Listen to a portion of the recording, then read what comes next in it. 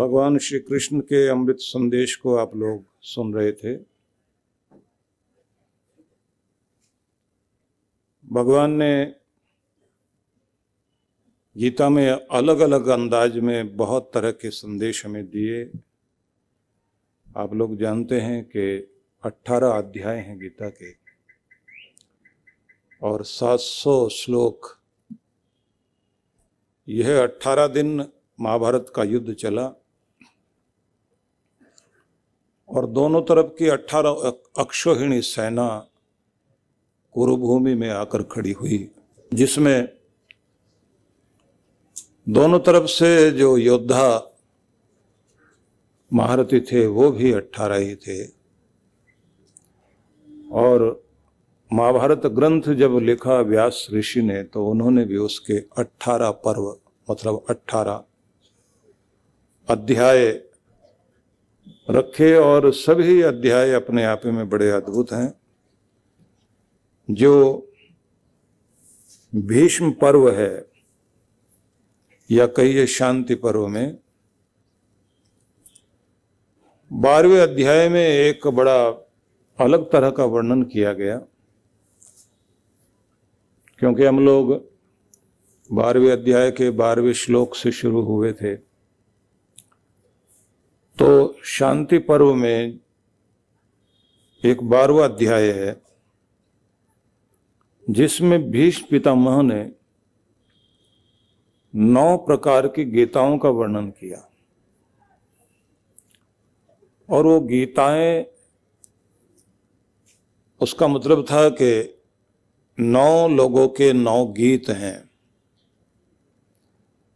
तो उनमें एक पिंगला गीता है, एक सांपक गीता है। सांपक पुरोहित थे और एक किसान थे, उनके गीत को माना गया मन की गीता।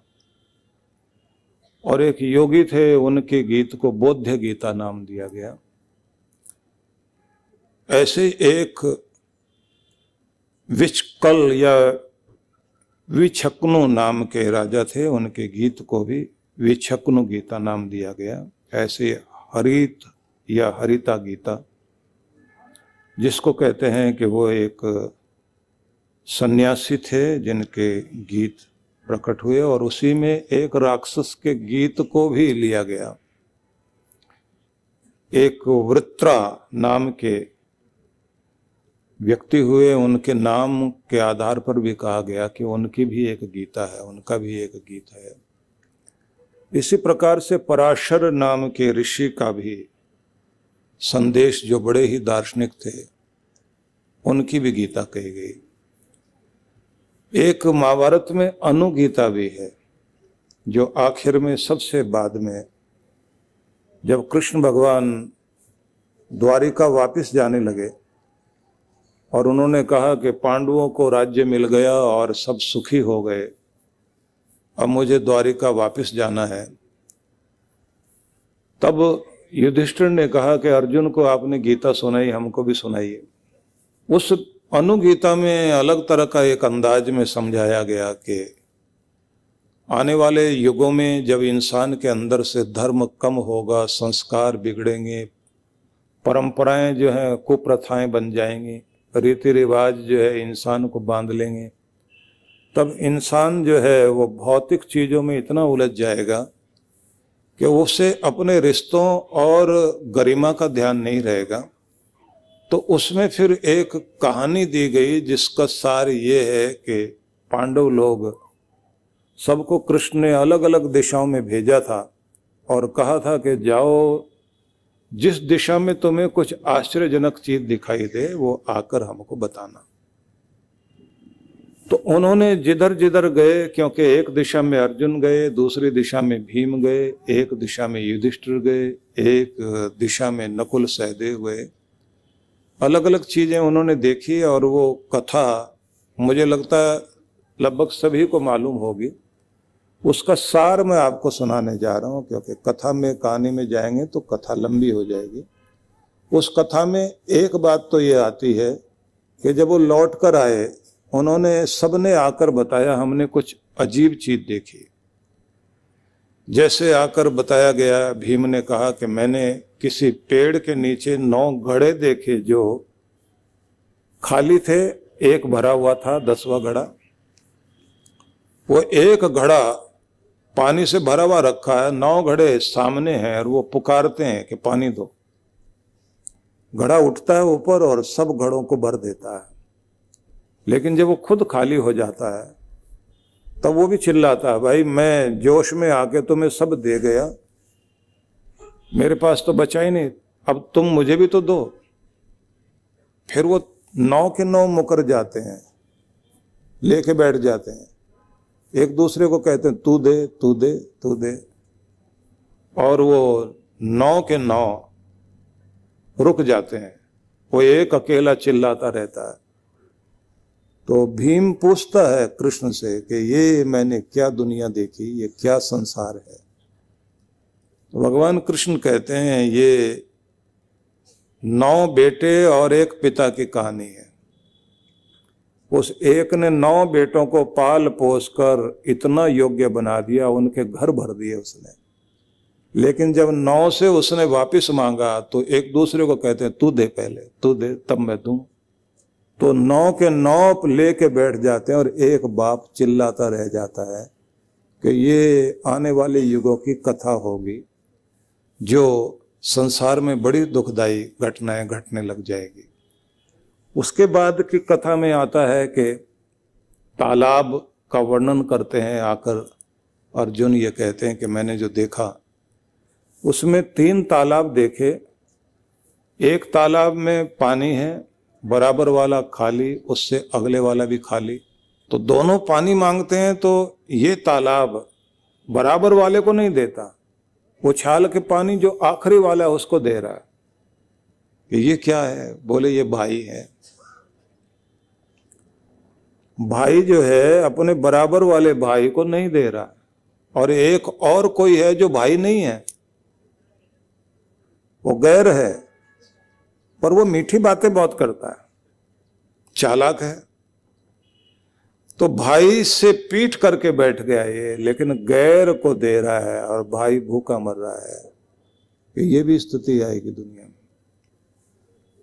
तब नकुल सहदेव ने कहा कि हमने भी कुछ देखा है, बड़े बड़े पक्षियों के पंखों में मंत्र लिखे हुए हैं, उनके सामने मोती पड़े हैं, उसको नहीं खाते, और वो चुन रहे हैं कीड़े मकोड़ों को कि ये क्या है। भगवान कृष्ण कहते हैं जिनके जिम्मे समाज को दिशा देने की जिम्मेदारी है, उनके पास साइन बोर्ड तो बहुत बड़े बड़े होंगे, चमक दमक बहुत होगी, लेकिन वो लोगों का जीवन नहीं बदल पाएंगे, क्योंकि खुद का आहार ठीक नहीं है, आचरण ठीक नहीं है।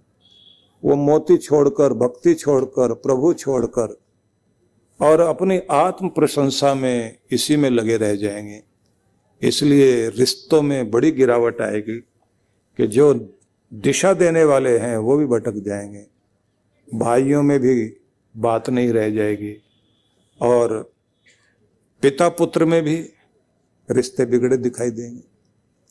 और इस तरह से रिश्ते बिगड़ते बिगड़ते व्यक्ति उस जगह पहुंच जाएगा कि जहां समाज एक दूसरे का भला नहीं करेगा, सबको अपने मतलब की पड़ी है, स्वार्थी लोग दिखाई देंगे। और उसी समय कहते हैं कि युधिष्ठिर महाराज ने कहा कि हमने भी एक चीज देखी है कि जो बड़ी डरावनी थी। ऊपर से पहाड़ों के ऊंचाई से गिरती हुई चट्टान को देखा, जो टकराती थी चट्टानों से और आग जलती थी, और पूरे जंगल में आग लगती आती थी, तो सब तबाह हो रहा था। तो जैसे ही वो टकराते टकराते नीचे की तरफ लुढ़कती गई चट्टान, तब हमने देखा कि लगता था कि पूरी दुनिया तबाह हो जाएगी। तो एक छोटा सा पौधा था जिसमें बहुत सारे फूल लगे हुए थे, और बड़ा नन्हा सा पौधा तलैटी में खिला हुआ था। उसके एक पत्ते ने हिल के उस चट्टान को संभाल लिया, और वो चट्टान जो बहुत बड़ी थी नन्हे से पौधे के पत्ते पर ठहर गई और फिर वो विनाश रुक गया। तो पूछते हैं कि ये क्या था? बोले जब चारों तरफ अधर्म फैल जाएगा तो विनाश की चट्टान ऊपर से गिरती हुई जलाती हुई आ रही होगी, उसे संभालने के लिए एक नन्हा सा धर्म का पौधा ही काफी है, वही संभाल लेगा उसे। इसलिए पूरी दुनिया के विनाश को रोकने में समर्थ अगर कोई होगा तो धर्म ही होगा। इसलिए आने वाले युगों में अगर मनुष्य का कल्याण होगा तो धर्म से होगा। प्रत्येक व्यक्ति अपना अपना धर्म निभाए, अपना कर्तव्य निभाए और अपने अंदर की जो इंसानियत है उसे न छोड़े तो मनुष्य का कल्याण हो सकता है। तो भगवान ने फिर उस धर्म का उपदेश दिया, क्योंकि धर्म के लिए ही भगवान अवतार लेते हैं।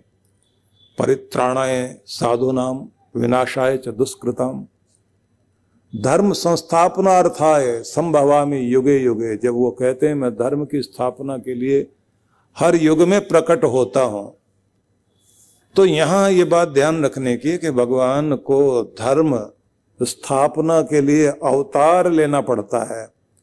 तो जो भी दुनिया भर के मनुष्य हैं उन्होंने भी ये कोशिश करनी चाहिए कि दुनिया में धर्म की स्थापना हो, लोगों के हृदय में धर्म ठहरे। प्रश्न उठेगा कि वो धर्म है क्या जो लोगों के अंदर स्थिर होना चाहिए? तो उत्तर दिया गया है आत्मनः प्रतिकूलानि परेशान न समाचरेत।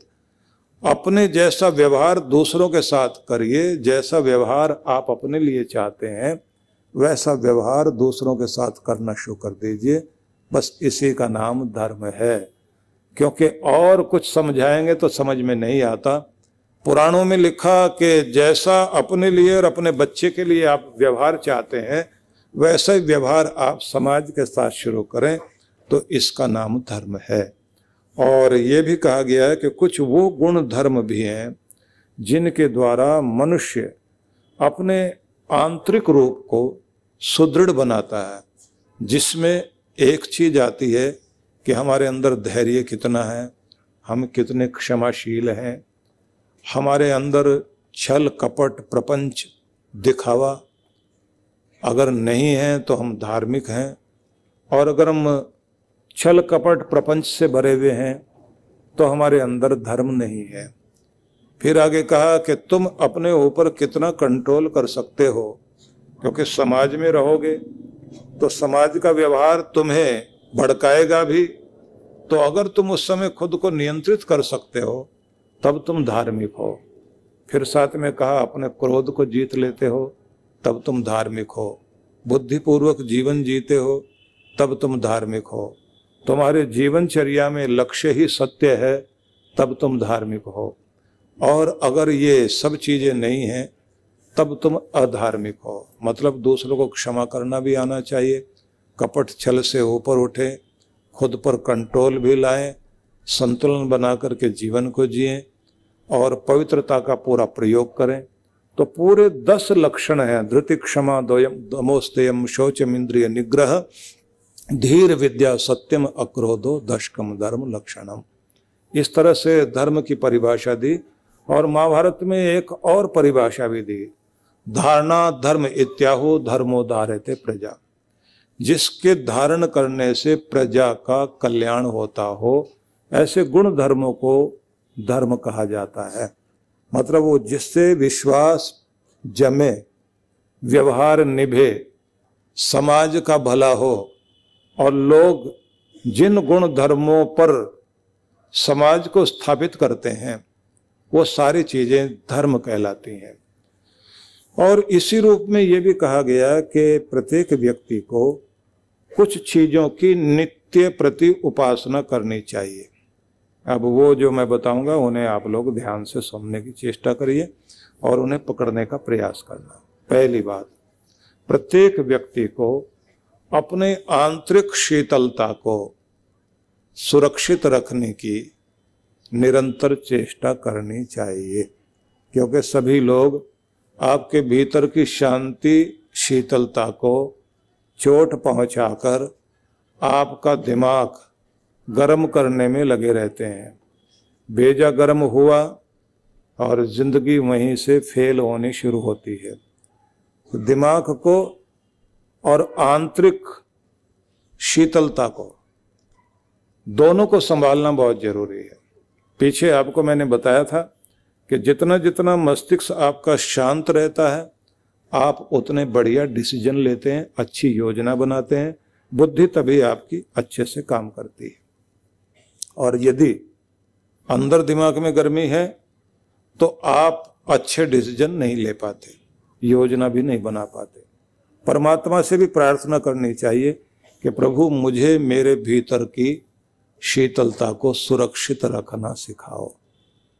तब भी जब दूसरे गर्मी खाएं, दूसरे भड़काएं, दूसरे गुस्सा दिलाएं, तो भी मैं अपनी शीतलता को, अपनी शांति को खोऊं नहीं। इस दौलत को संभालना है, क्योंकि बहुत महत्वपूर्ण चीज है ये। जहां अपना आपा खोया और वहीं समस्या खड़ी हुई।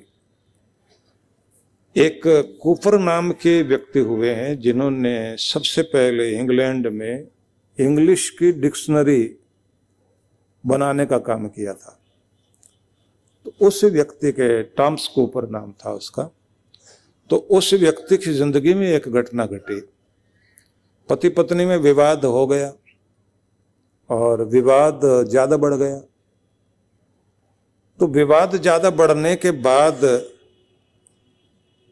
पत्नी को ये लगा कि इसको किस चीज से ज्यादा चोट पहुंचेगी वो करूं, क्योंकि गुस्से में आदमी यही करता है। ज्यादा चोट पहुंचाने के लिए वही शब्द बोलेगा, वही हरकत करेगा, जिससे अंदर तक आदमी घायल हो जाए। उसने देखा कि ये 8 साल से मेहनत कर रहे थे डिक्शनरी तैयार करने के लिए। वो जो पेपर उन्होंने तैयार करके रखे थे वो सारे उठाकर लाई और अंगीठी में ला करके डाल दिए। ये लो, करो क्या करोगे। आदमी की बुद्धि खराब होती है ना, गुस्सा आता है, अंदर की शीतलता जाती रहेगी। तो ऐसी हरकत करेगा जिस हरकत का मतलब है कि आदमी अंदर तक हिल जाए एक बार में। और जैसे उसने देखा कि वो आग में डाल रही, वो वहां से भागा और इतनी देर में तो माचिस नहीं लगाई उसने, आग में डाला, ऊपर से मिट्टी का तेल, ले अब दे, जो होना था तेरा कर दिया मैंने, जो करना था। इसको भी अब ऐसी स्थिति में, क्योंकि उकसाया गया ना, क्रोध को ईंधन दे दिया गया।